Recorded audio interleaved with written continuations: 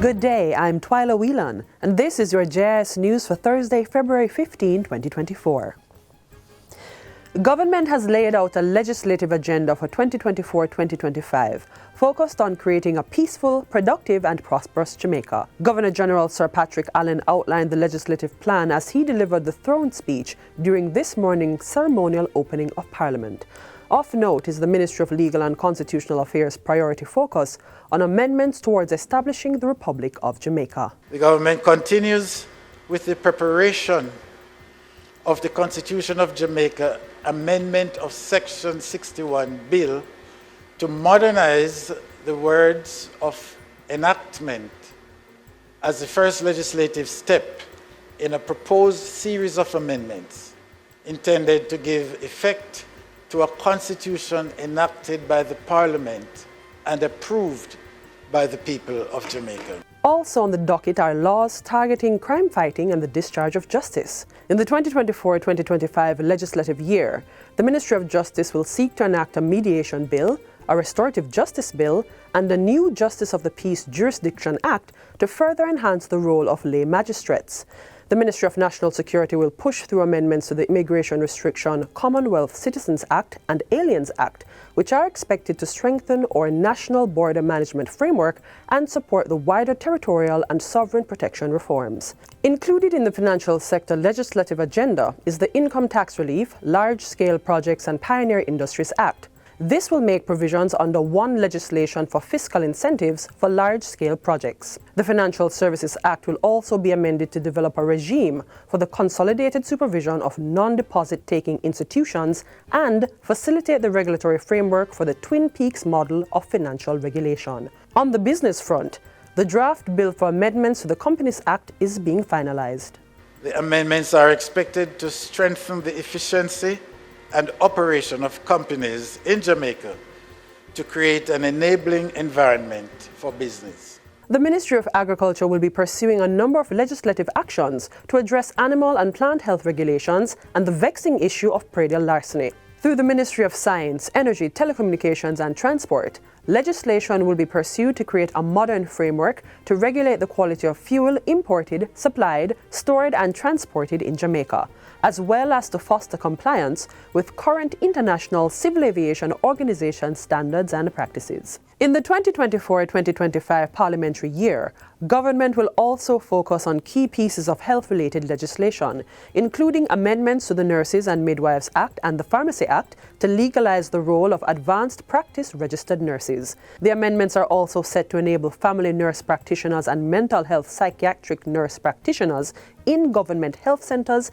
and the University Hospital of the West Indies to prescribe a list of pharmaceuticals as approved by the Pharmacy Council. And to support the education sector reform process, the Jamaica Teaching Council Bill amendments to the Education Act and Regulations and the Overseas Examinations Commission Amendment Bill will be taken. In other news, Minister of Justice Delroy Chuck is imploring Jamaicans to report criminal activities in their communities. He asserts that the task of reducing murders cannot be left solely to the police. The citizens of this country must all be prepared to be informers. Because I tell you, I'm the biggest informer. All informers are heroes. And where they see persons with guns or threatening violence, bring the police into it. Let us see if we can prevent a few of these criminal activities and also murder. Minister Chuck was addressing the 15th staging of the Restorative Justice Conference held recently. He also urged Jamaicans to utilize the ministry's Restorative Justice program to resolve conflicts and hopefully prevent other murders and violence in the society. We know that if persons can resolve disputes and conflicts peacefully, we can have less murders. It is just not right that we can have over 1,000 murders per year. And I hope that 2024, for the first time perhaps in 30 odd years, we can see murders drop in below 1,000. The government's program to provide more free internet service to communities across the island is opening doors of opportunity for residents who are limited by geography, says Telecommunications Minister Darrell Vaz. The minister's remarks were delivered recently by Shanique Cornwall, Human Resource and Administration Manager at the Universal Service Fund, USF. She was speaking at the commissioning of the Free Community Wi-Fi program in Christiana, Manchester. And with this public Wi-Fi hotspot, we empower our students to reach new heights. Imagine a student in Christiana having the same access to educational resources as someone in the bustling city of Kingston. Our students will have access to a world of knowledge. Our businesses can thrive in a digital landscape, and our families can certainly stay connected with loved ones both near and far. The Ministry of Transport is making it clear that there is no agreement between the Government of Jamaica and ride-hailing company Uber International to operate in Jamaica. In a statement released on Tuesday, the ministry reveals that an offer does exist and is being reviewed by the Transport Authority, but there has yet to be any agreement on the way forward. The ministry's statement follows a reported announcement on January 30 that Uber Taxi is now available in parts of western and northern Jamaica as a collaboration with the Montego Maxi Taxi Association.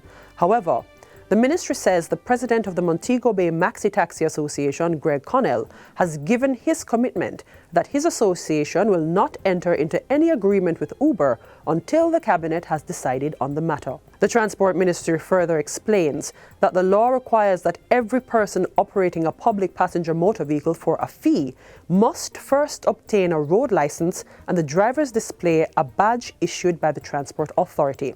Portfolio Minister Darrell Vaz adds that if any licensed public passenger vehicle operator in Jamaica is found to have an agreement with Uber contrary to the terms and conditions of their license, that license will be subject to revocation by the Transport Authority.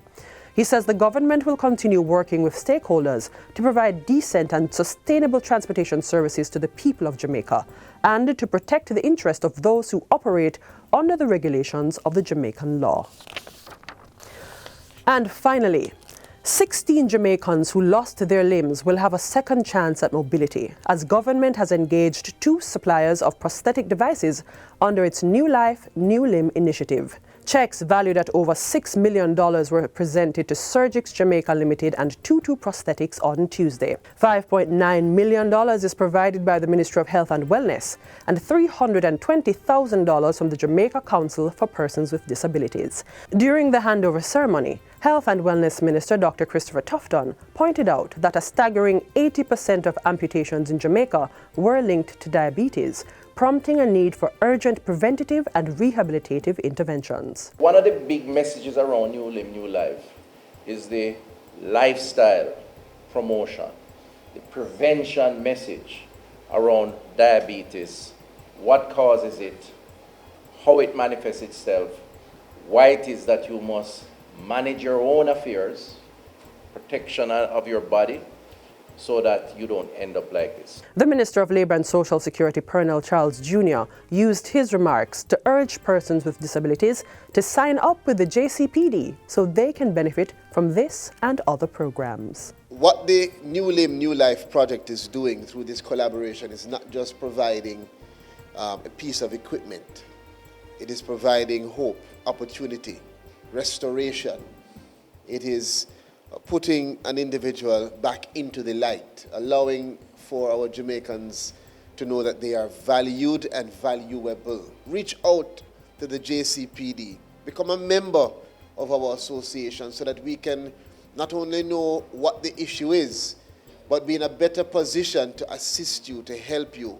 And that's it for JIS News Today. I'm Twyla Whelan. Thanks for watching.